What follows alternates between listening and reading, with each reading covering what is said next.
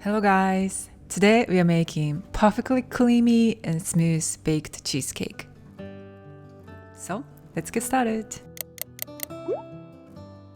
First, let's work on the crust. Melt butter with water bath. Meanwhile, apply a thin layer of butter all around the pan so that the cheesecake is coming out from the pan a lot easier later. And crushed graham crackers.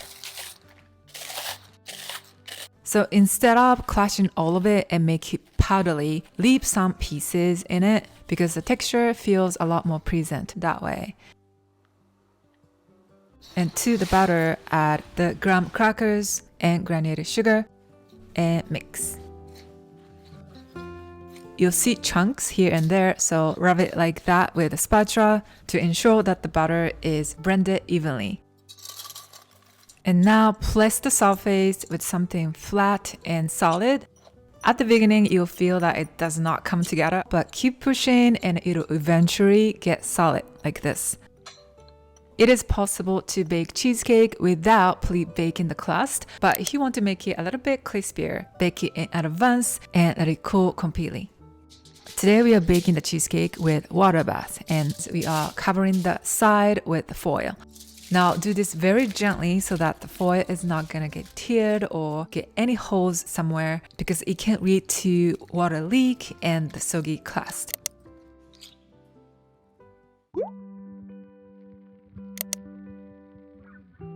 First, mix cream cheese until it gets very smooth. Now, one of the most important things when you're making cheesecake is to use softened cream cheese. Leave them at room temperature ahead for 3 to 6 hours, depending on the room temperature. Because when you use firm, cold cream cheese, it doesn't blend well, which leads to not so smooth, lumpy cheesecake. Add granulated sugar and mix until it looks smooth and shiny.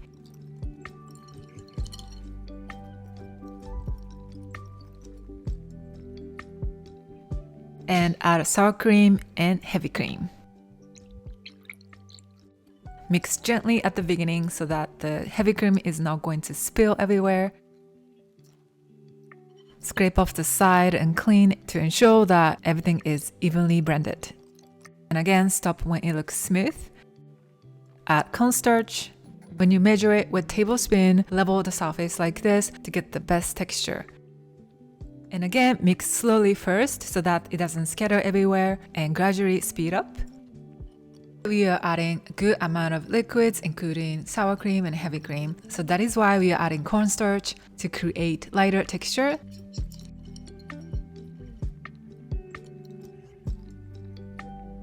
Add yolks and mix roughly. And add all the eggs. And this time, mix really well with good speed like that until it gets completely smooth. This is very important because evenly blended eggs contributes a lot to make nice and smooth cheesecake. And finally, add flavors, which is vanilla extract and lemon juice.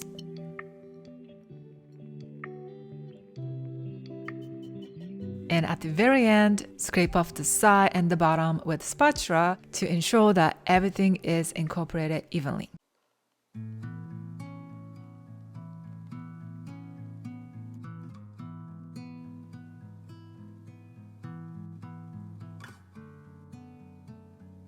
Now let's bake.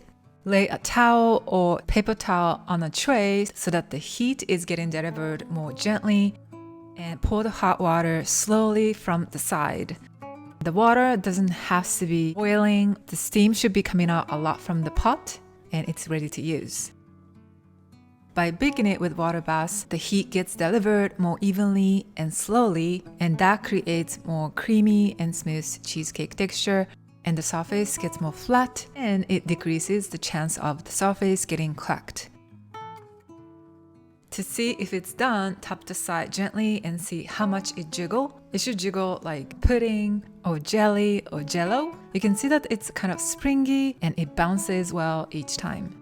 Once it's done, turn off the heat and leave the oven door just a tiny bit like this and wait for another 30 minutes to make sure that the center is completely cooked through. If you see any edge stuck to the side, insert a spatula gently to hold the beautiful, nice shape.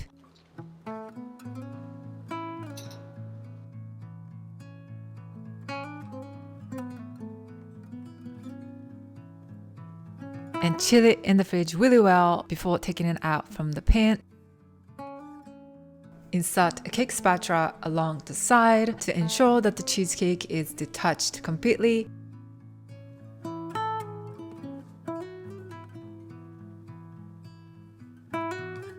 To cut cheesecake easily, warm up a knife with hot water, wipe off the water, cut, clean, and repeat the process. The cheesecake is incredibly creamy and smooth with the perfect amount of sweetness and tartness. Like always, I would love you to try it and let me know how you enjoyed it with your family and friends. And my favorite topping for cheesecake is blueberry sauce, strawberry sauce, and probably whipped cream. Let me know which one is your favorite.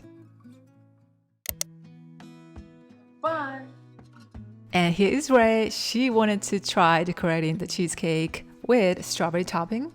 So here she is, and I'm very surprised how well she did. Good job, Ray.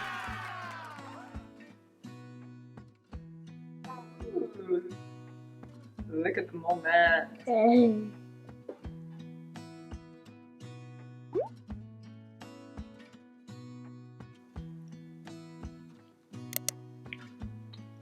To store cheesecake, wrap tightly and protect the cut side with plastic wrap or something else so that it's not gonna get dried. And in the fridge, you can store for up to 4 to 5 days. I like to eat it within that day when it's most fresh, but it's also delicious the next day or the next day. It gets a little bit heavier and it tastes a little bit more rich. Let me know your preference. And today I baked in 9-inch pan. You can use any other size. Just make sure to adjust the time and temperature depending on the size. And today I baked in a spring form pan, but of course if you don't have that, you can use regular round pan. Make sure to lay cake liner on the bottom so that cake is gonna come out. And after the cake is completely cooled down in the fridge, insert knife all around the side so that the cheesecake is detached, and flip very gently to take out the pan. And do not do this when the cheesecake is still warm and not completely chilled. Using regular pans can be a good option for you, especially when you're planning to cover the top with topping or frosting in case you get any scratch. And it also eliminates any risk of the leakage from that water bath. Or I recently found out about oven bags. I'll leave the link down below. Just tie it around the side of the pan and it should work perfectly. That's it for today. Thank you so much for watching. If you like this video, please let me know. And don't forget to check out the vlog version as well and get the printable recipe. Enjoy pastry then, and I'll see you in my next video. Bye bye.